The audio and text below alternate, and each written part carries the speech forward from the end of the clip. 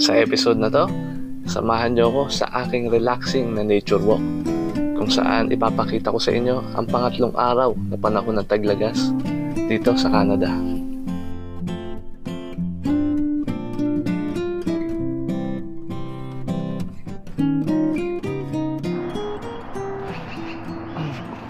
Yun, good morning mga ka-Jetay. And today is maglalakad-lakad lang tayo. Pero itong umaga, kaliligo ko lang mga ka-Jetay. 3 hours sleep, tapos ligo, tapos hatid sa bata. Ito, and today episode, maglalakad-lakad tayo kasi nga fall na mga ka-Jetay, no? And papakita ko muna sa inyo yung sunrise dito pagka malapit na mag-winter. Iba na yung kulay mga ka-Jetay. Ayan na siya.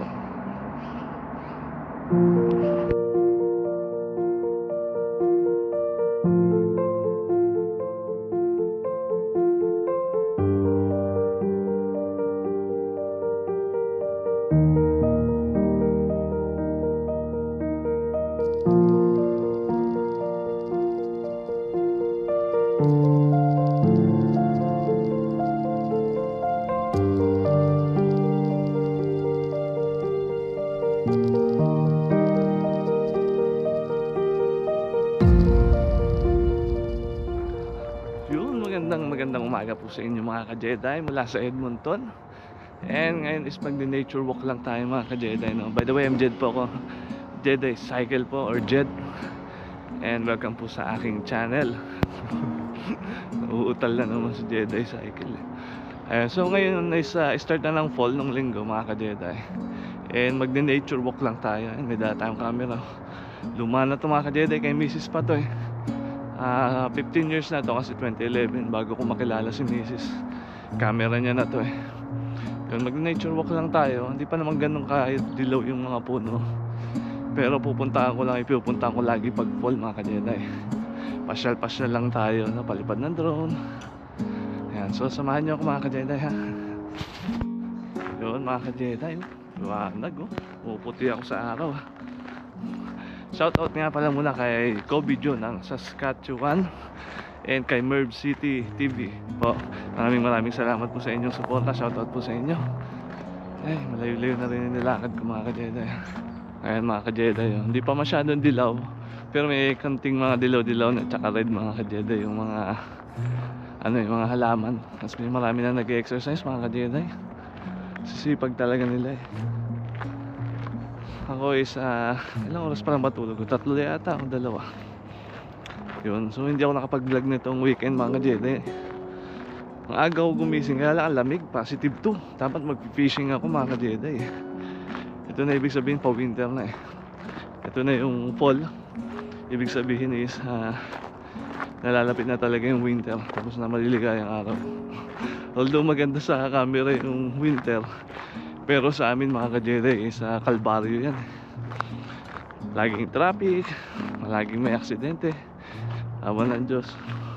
At sana hindi tayo ma-aksidente tuwing winter. Doble ingat lang sa pagdadrive mga ka-Jetay, no? Lalo na yung mga nandito sa Canada. Yan, drive safe po kayo mga ka-Jetay ha.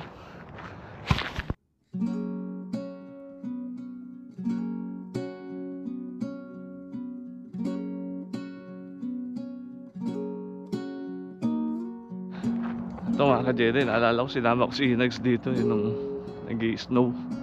Nung winter muntik na ako madulas dito. Kinabahan ako mga ka-Jetay. Lalim ba naman ito eh. Ayan o. Pababa ito mga ka-Jetay. Winter pa no, nag-i-snow. Parang merong nagbabike dito pababa. Pa downhill. Pwede no. Kaya parang dediretso ka sa ilog pag di maganda yung brake mo.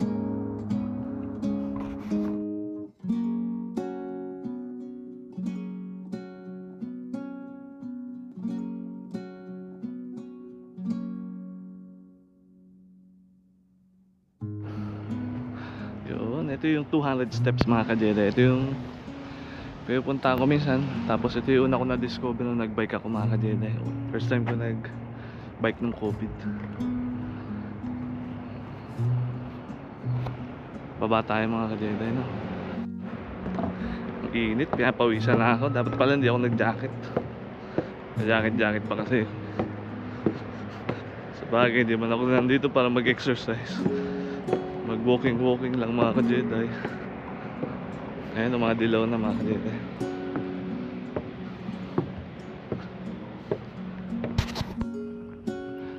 Ayan mga ka-Jedi, ganda na ng kulay dun, oh. Yellow, green, red. Tapos ang ganda ng ano, ng ulap. Ito ulap na to kakaiba, buo eh. Para siyang uulan mga ka-Jedi eh, no?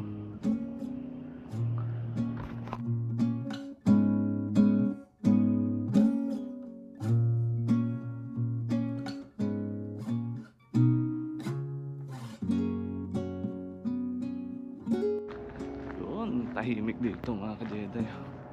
So bago ang lahat, pag-usapan muna natin mga ka-Jedi, no? Sulit pa ba mag-Canada? No? Naiba yung content mga ka-Jedi, no? Joke lang yun mga ka-Jedi. Sa ibang content creator na alam nyo mga vlog natin mga ka-Jedi, ano lang, mga adventure. Ayan, wala akong masyadong alam dito sa nangyayari sa Canada, sa mga politics. Pero isa lang ang alam ko mga ka-Jedi, no? Nagmamahal na dito sa Canada. Gaya nung bahay namin, 5 years magre-renew ako ng mortgage. Every 5 years kasi hindi ko alam kung talagang dapat ganun, every 5 years magre-renew ang mortgage. Madadagdagan ng 137 monthly yung monthly ko. Dapat mababawasan na yun kasi nakakalimang taon na eh. Pero dahil nga tumaas yung interest, tataas din yung hulog ko kahit nabawasan na.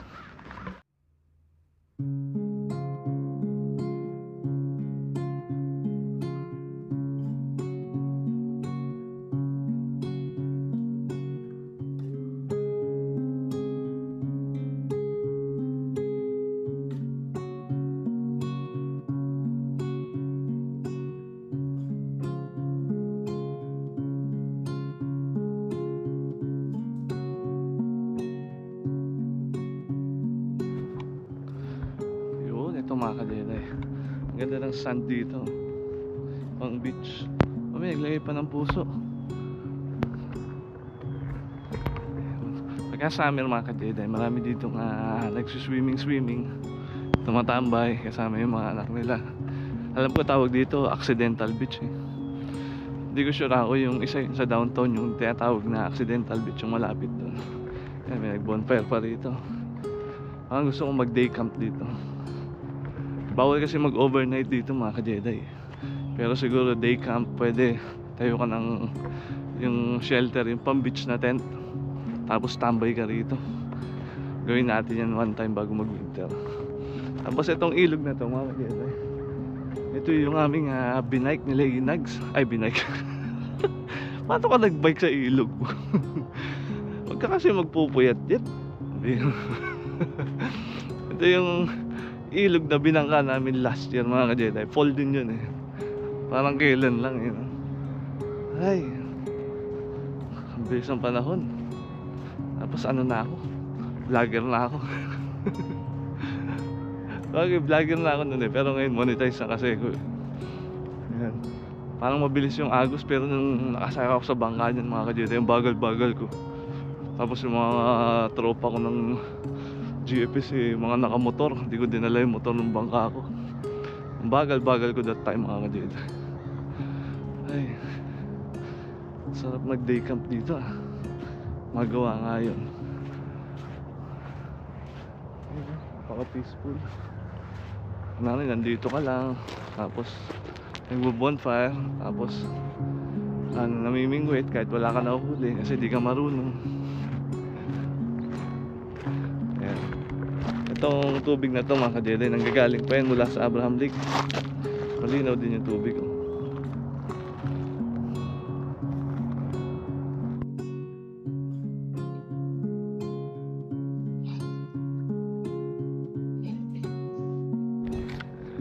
Itong Sabado mga ka-Jedi, dapat may hiking kami. I-hike namin yung Cascade Mountain sa may bump. Kami nila Inags, kaya may bisita pala si Inags mga ka-Jedi, kaya hindi kami natuloy. Mahirap na magpabook kay Inags. sobrang sikat kasi ni Inags. Medyo busy na si Inags mga ka-Jedi, no? Medyo marami na siyang ganap. Pero sa susunod, itutuloy namin yun. Kaya lang wag lang winter kasi mahirap pag may snow eh. Kaya magpabook kami kay Inags mga 2 months before siguro. Hindi, biro lang. Busy yun si Inags eh. Hindi ko pa nga siya natitreat eh. Kasi sabi ko siya yung una ko ititreat eh. Nung na-monetize ako eh. Pero pag ano, yan, yayain natin si Inags mga ka-Jedi. Tapos matutuloy din tayo dyan sa may Cascade Mountain. Ay, ngayon maglakad-lakad muna tayo mag-isa. Planuhin natin sa susunod yung Cascade Mountain na 9,800 feet mga ka-Jedi. Taas-taas. Siguro 5 oras mahigit namin aakyatin yun. Akyat pa lang yun. Ay, matutuloy din kami yan. 바람이 불어온 그 밤에 꺼진 했던 조각들이 난 떠올라 순간에 falling down 감추려 애썼던 마음 다 들킬까봐 도망가 버렸지 yeah. 깊은 밤 잠든 널 내 안에 담아두고 있어 언제까지나 it's alright 내 안에 너만을 기억할 수 있는 순간이 바로 지금이야 Take me back 그 밤을 되돌리고 싶어 내가 지키려 했던 모든 건 다 부서져 버렸어 정말 it's alright 내 숨겨왔던 비밀을 하늘에 고이 담았어 it's alright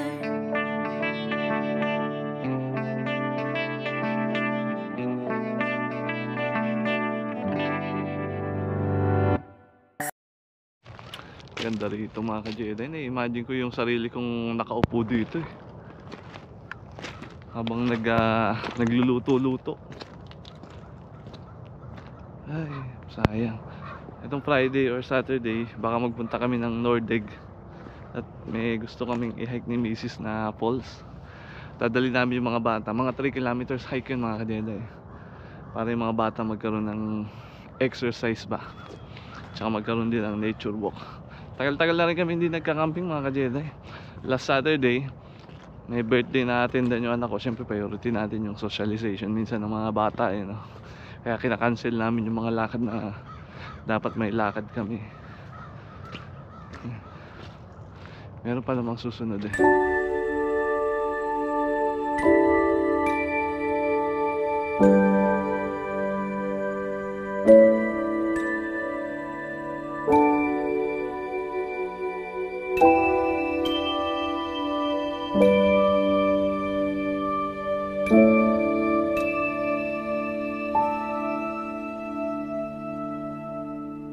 Yun mga ka-Jedi, time na para umuwi at magtanghalian tayo. Di pa tayo kumakain eh.